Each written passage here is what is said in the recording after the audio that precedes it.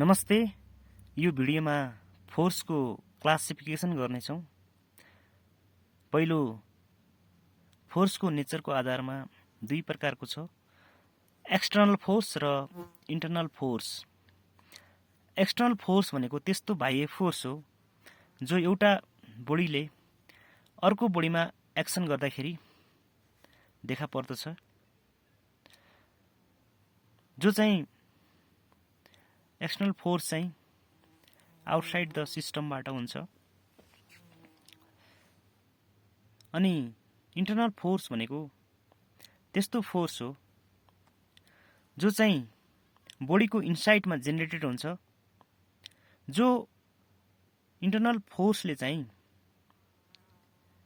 External फोर्सद्वारा भएको जुन effect हुन्छ नि त्यसलाई चाहिँ रेसिस्ट गर्नको लागि जेनेरेट भएको हुन्छ। जस्तो फिगरमा हेरौँ, कुनै एउटा बडी छ जुन बडीमा चाहिँ हाम्रो एक्सटर्नल फोर्स अथवा लोड लागिरहेको छ है, हो त्यो लोडलाई धान्नको लागि अथवा रेसिस्ट गर्नको लागि त्यो बडीको भित्रबाट पनि के हुन्छ, इन्टर्नल फोर्स चाहिँ जेनेरेटेड हुन्छ, जो चाहिँ स्ट्रेसको रूपमा है, हो त्यसलाई नै इन्टर्नल फोर्स भनिन्छ।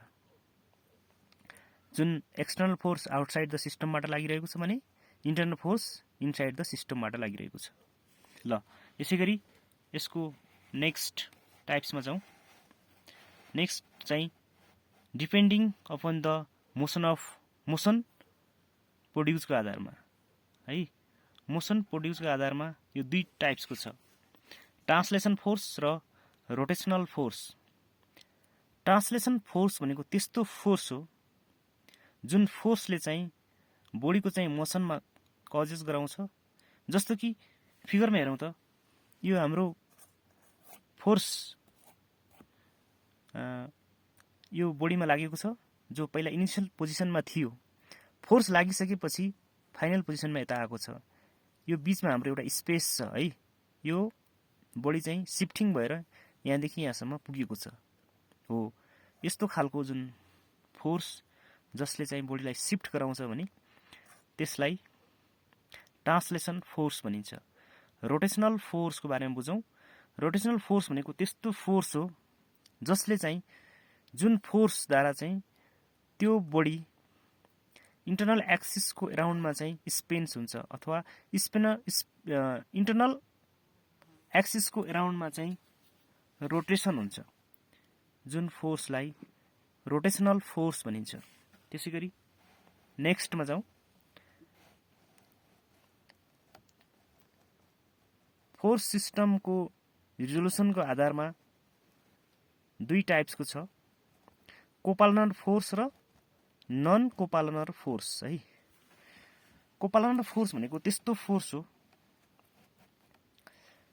जो फोर्सको लाइन अफ एक्सन चाहिँ सेम प्लेनमा चाहिँ पर्दछ है, सेम प्लेनमा लाई हुन्छ। जस्तो यो फिगरमा हेरौँ त, एउटा बडी छ, त्यसको माथिपट्टिको प्लेनमा चाहिँ F1 फोर्स छ, F2 फोर्स सेम एउटै प्लेनमा परेको छ है।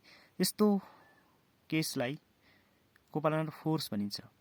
नन कोप्लानर फोर्स भनेको त्यसको ठ्याक्क अपोजिट, जुन त्यो विभिन्न फोर्सेसहरूको चाहिँ लाइन अफ एक्सन चाहिँ एउटै प्लेनमा पर्दैन है, फरक फरक प्लेनमा फोर्स लाग्छ। जस्तो फिगरमा हेरौँ, यो फोर्स F1 माथिको प्लेनमा लागेको छ, F2 यतापट्टि, F3 यताको प्लेनमा लागेको छ। यो अलग अलग प्लेनमा यसरी फोर्स लाग्नुलाई नै नन कोप्लानर फोर्स भनिन्छ है। त्यसपछि छ कन्कुरेन्ट र नन कन्कुरेन्ट फोर्स। कन्कुरेन्ट फोर्स भनेको त्यस्तो फोर्स हो जुन फोर्सहरू चाहिँ एउटै पोइन्टमा मिट हुन्छन्। जस्तो फिगरमा हेरौँ त, F1 F2 F3 को जुन मिट हुने जुन पोइन्ट छ, यो यहाँनिर सबैको कमन छ नि, हो यस्तो खालको फोर्सलाई कन्कुरेन्ट फोर्स भनिन्छ।